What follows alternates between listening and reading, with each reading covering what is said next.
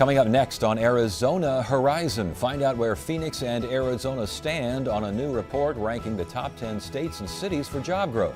Also tonight, a doctor who says that wheat can cause a variety of physical problems, and we'll hear how the Arizona Opera is recovering and expanding. That's next on Arizona Horizon. Arizona Horizon is made possible by contributions from the Friends of 8, members of your Arizona PBS station.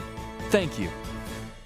Good evening and welcome to Arizona Horizon. I'm Ted Simons. ASU's W.P. Carey School of Business is out with a new report on the top 10 cities and states for job growth. Here to tell us how Arizona fared in the research is ASU economist Dennis Hoffman. Good to see you again. Great to be here, Ted. This research, job growth numbers, what, first three quarters, something along those lines? Right. First of all, a little plug. This is Lee McFeeder's effort at the university, and Lee couldn't be here tonight. I've worked with him on it to some degree, but I invite people to go to this website, and it's very simple. WP Carey, all one word, no dots, no nothing. Job growth, all one word. Throw those in any kind of search engine, and this website will come up. It'll allow you to rank states and major cities on all sorts of different types of job creation metrics. And what are some of those metrics? Well, non-farm jobs, that's the showcase job number. But you can also look at goods producing, service producing jobs, manufacturing jobs, construction jobs, government, healthcare, the whole gamut. So I'm happy to talk about some of those at least tonight. Well, let's talk about the rankings in general. Right. What were some of the stronger areas, stronger cities, and what were some of the areas that you thought might have been stronger but weren't? Well, the strong, no surprise in some degree, North Dakota, Texas, driven by oil and minerals. Nevada's back in the mix after a lot of years of being out of it. But the interesting thing to me is Utah, Oregon, Colorado, California, Washington are all ahead of us. New Mexico, our neighbor, of course, is down below us. But at this point in the business cycle, Ted, almost all of the economists that I know were forecasting more robust job growth out of Arizona than what we are seeing. And so it's unfair to say that it's, the nation is in the doldrums. I mean, we would be a very different state, I think, today if we were growing jobs in the high 2 percentage points or 3 percentage points like many of our Western neighbors are. Indeed, I saw Nevada, Utah, Colorado, all three of those in the top 10. They're very close by. Also saw that Florida and Texas did well. The West Coast in general did well. Yes. What do we make of all that? Well, regional economists like to point toward the drivers of job growth and drivers of economic growth. We talk about the base industries in the state, kind of the goods producing, export oriented industries. And the fascinating thing, if you look at goods producing for Arizona, we're not 14th, we're 47th in the nation. We're near the bottom in terms of, we don't make things to ship out of this state. Part of that is construction. We're anemic in construction as well. And interestingly, during our heyday, you can look at goods producing. You can also look at history on this website too, by the way. You can pull up the last 20, 30 years and you can see how the rankings looked in particular years. And you will find that during the heyday of job growth in this state, we did okay in goods producing. And part of that is construction and, our ability to manufacture aerospace and defense and electronics manufacturing, and all of that is fragile right now. I did notice that Arizona was number 3 in healthcare job growth, yes, number 5 in financial activity jobs. So there are Those some are the bright spots. Those are the bright spots. Yes, indeed. So I think it's fair to think of financial services as an export-oriented business. We're exporting services there. Sure. So that is a good thing. I think that is definitely a bright spot. But the interesting thing to me is to think about the fact that at this point of the construction and growth cycle, we're losing construction jobs. And people might argue that, hey, that must be the case around the nation. Nevada and Florida are creating jobs in construction at 11% year over year. Utah, 8.7%. Colorado, almost 6%. California, almost 6%. There are states that are actually generating construction jobs, and that's a sign, of course, of domestic net immigration or immigration or population growth in general, and or the fact that the youth in these states are beginning to buy homes or they're moving into apartments. This could be multifamily as well. And we have some things.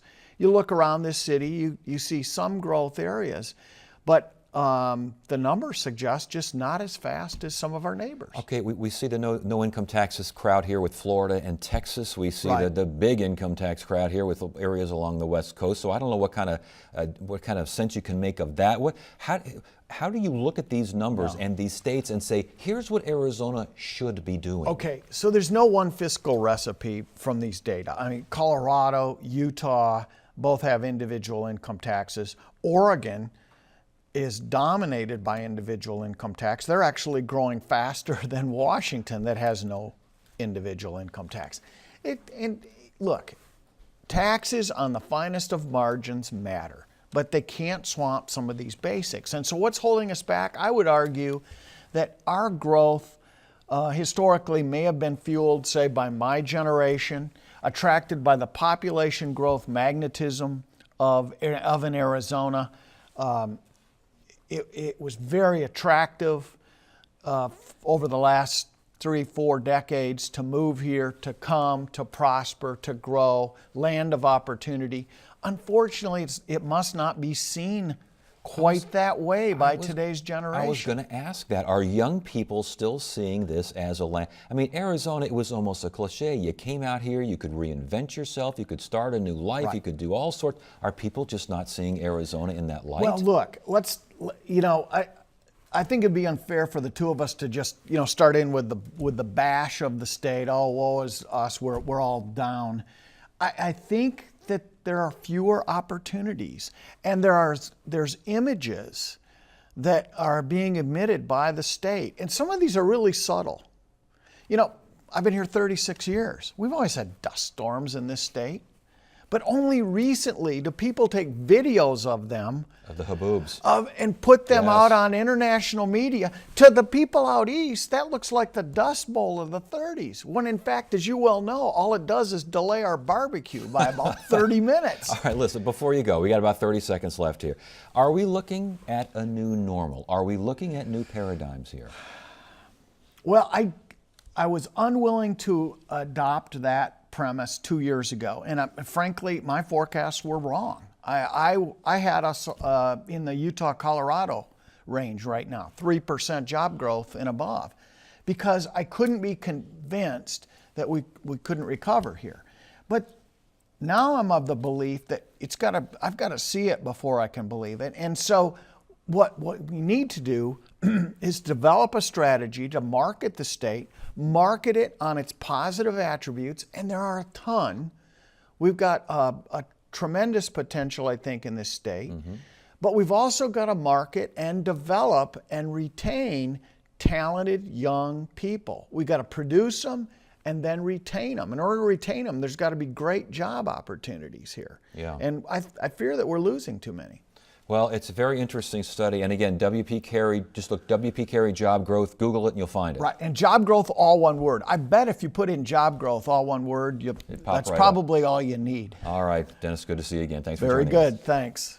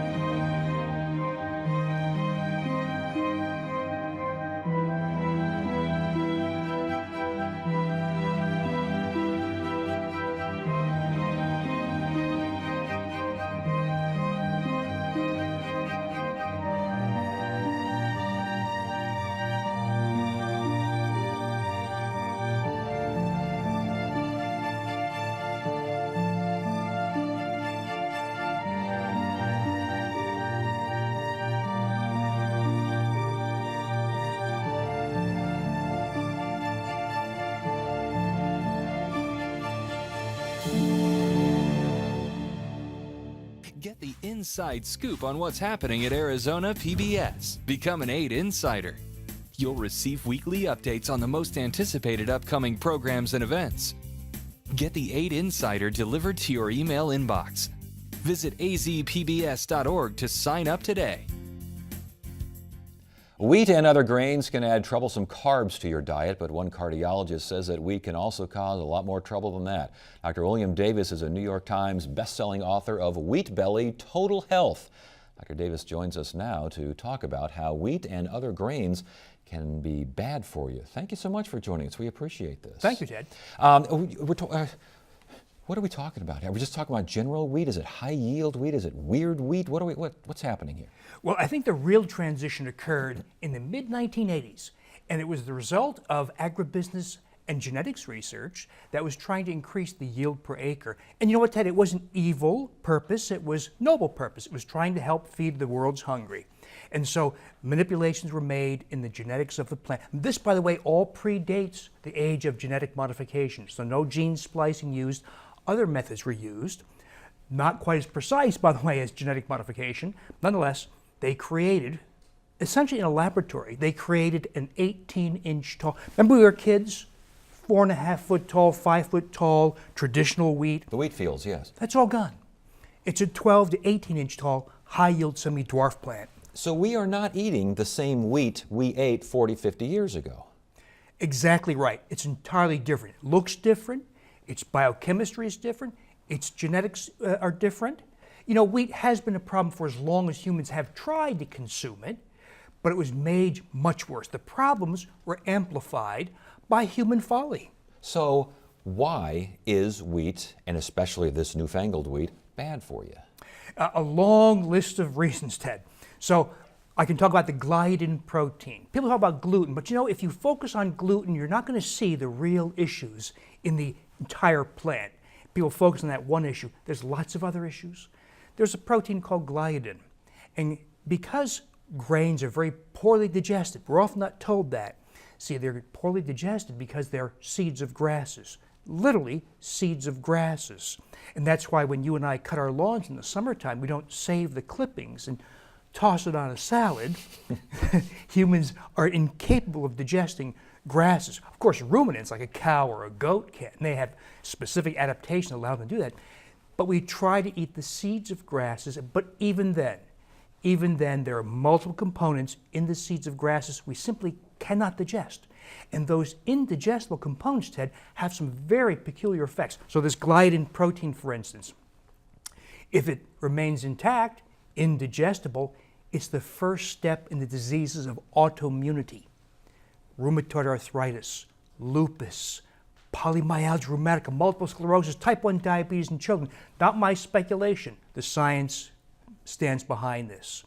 Sometimes that same gliadin protein is broken down into pieces or peptides. When that happens, the unique structure of these peptides allow it to bind to the opiate receptors of the human brain and have peculiar effects that include, in most people, appetite stimulation. So that's one protein that's changed. There are literally thousands of others. And that's the vicious circle of you eat it, you want it more.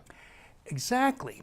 So we have unwitting dietitians say things like this: eat small meals, many small meals, all throughout the day, every 2 hours, which is very unnatural, by the way. More natural, have your breakfast hungry at 3 or 7 p.m. That's how humans are meant to eat. You've got a lot of stuff up here on the table. Talk to us. Some of this is good stuff, some of this is not such good stuff.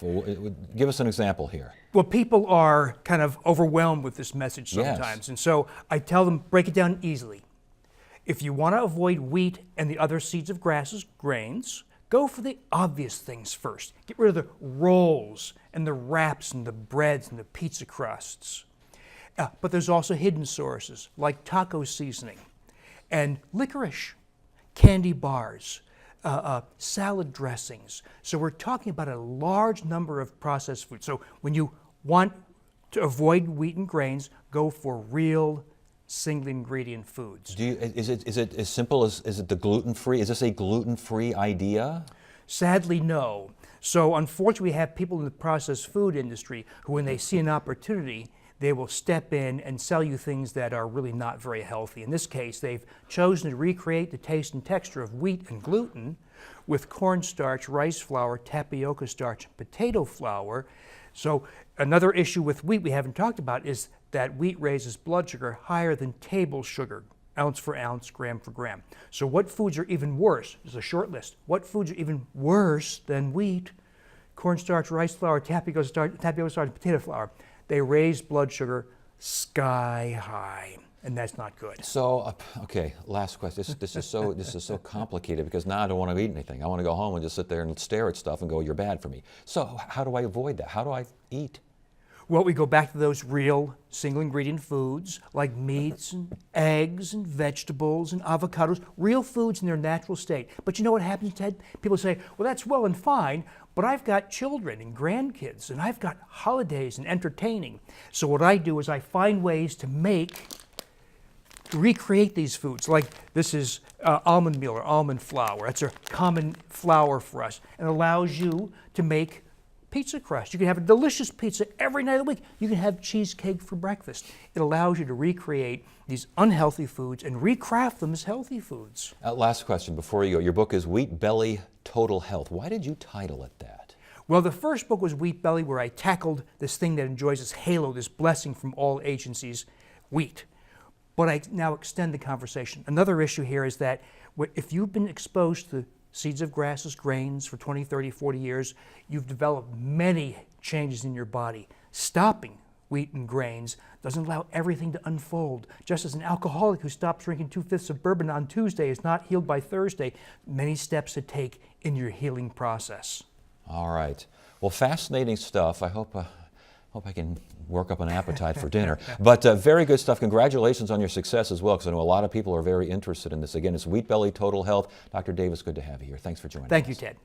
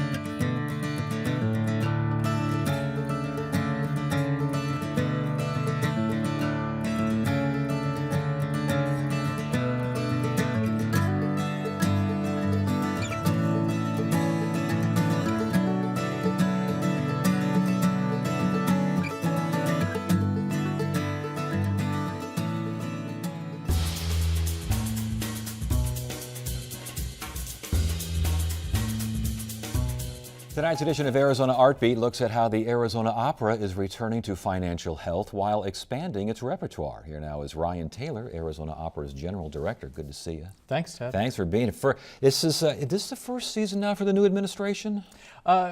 This group led the company last year, but the season had been planned before we really launched into action. So this is the first artistic season planned by this group of folks. And what is being emphasized? Well, we've launched a new artistic initiative called Arizona Bold, and it basically is helping us focus a portion of our repertoire and direct it to communities that have traditionally been less served by opera in general, which is a European art form, and we're expanding our horizons a little bit. I was going to ask, how do you build a larger audience for such an established art form? People who don't know a thing about classical music think they know about classical music.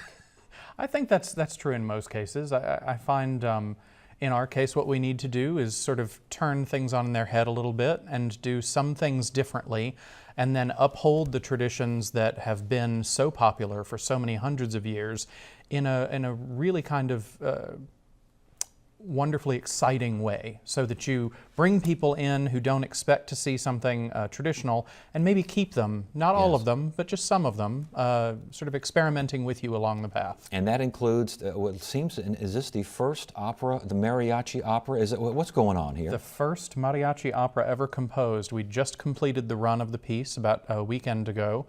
This was a piece called Cruzar la Cara de la Luna, written by Pepe Martinez, who is the leader of Mariachi Vargas, and Leonard Folia, brilliant Broadway director and now librettist, who wrote the book for the piece. And we have a really short clip here of, again, this is opera, but it's mariachi in there as well. It is. It's very interesting. Let's go ahead and take a look. Yeah.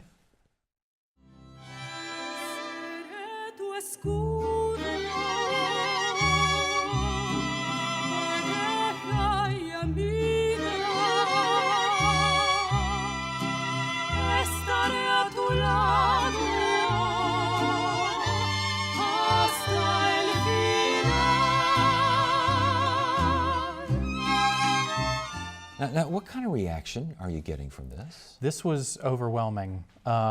It was an overwhelming experience for those of us who wanted to produce the piece. But then on top of that, the reaction we've had from the audiences, 33% of which had never been to an opera before. We sold 32% more seats this season for our opening show than we did 2 years ago. So we're starting to see that expansion, and we're hoping that these people will take a journey with us through the course of the year. I was going to say, how do you get folks that went to this and went, this is great, going to see Rigoletto, going to see the Magic Flute? I mean... Well, you know, we're going to keep things varied. Rigoletto, which is the next piece up, we play in just a couple of weeks here in Phoenix and then in Tucson. Very traditional production, but with some stunning younger singers. Absolutely beautiful voices, very compelling. Our Magic Flute later in the season, traditional piece, but we're updating it a little. It won't be modern, but it sort of has a nod to the work of René Magritte, and the costuming is sort of gives a little bit of a tilt to the steampunk era, so it almost looks like a Johnny Depp film. Oh my goodness, a lot of umbrellas and backlit that kind of thing. Yeah. Yeah. Is that where opera has to go? And I don't want to say, opera is theater to a certain degree. Is it, because I know in theater now you're seeing a lot of techno this and a lot of, splashing and big colors and big. Is that what opera has to do as well? I don't think it's what we have to do. I think it gives us options. I think we will always be compelled to present things in a traditional sense, in the way that we will always focus on the voice and the story being told, because that's sort of the heart of what we do. But the technology advancing as it has in the theater gives us more options on how to tell those stories in different ways, and I think the key for me is going to be variety. Interesting. Let's talk about the budget deficit now. What's going on over there? How's that holding up? You know, the budget so far is riding really well this year. When I came into the company, we had about $3.5 million of accumulated debt. We've now got that down to just over $1 million, and I hope in the next few days we'll be signing a deal with a new corporate partner that will allow us to reduce that significantly more. And with the campaign, if it goes successfully to raise money to support these works within the Arizona Bold initiative, 4 years' time, we'll be looking at a much healthier, much stronger organization. Did much have to change operationally to get that debt down?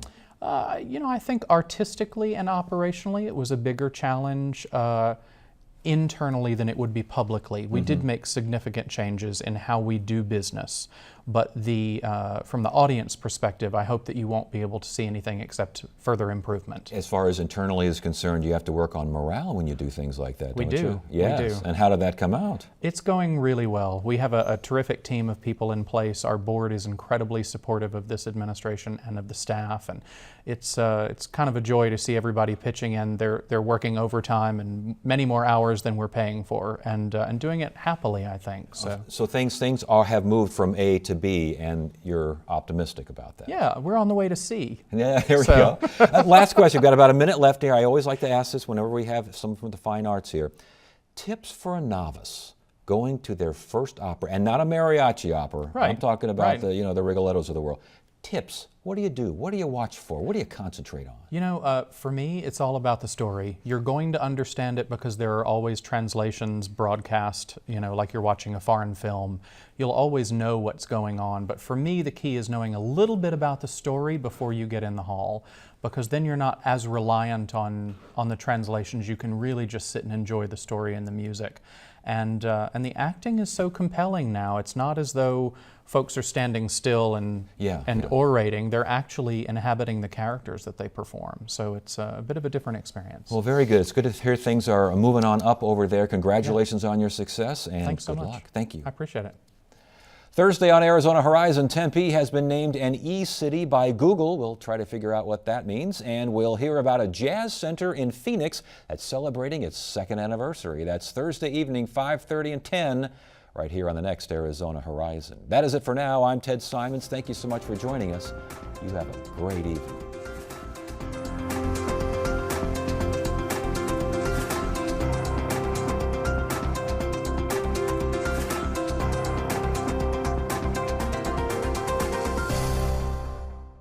Arizona Horizon is made possible by contributions from the Friends of 8, members of your Arizona PBS station.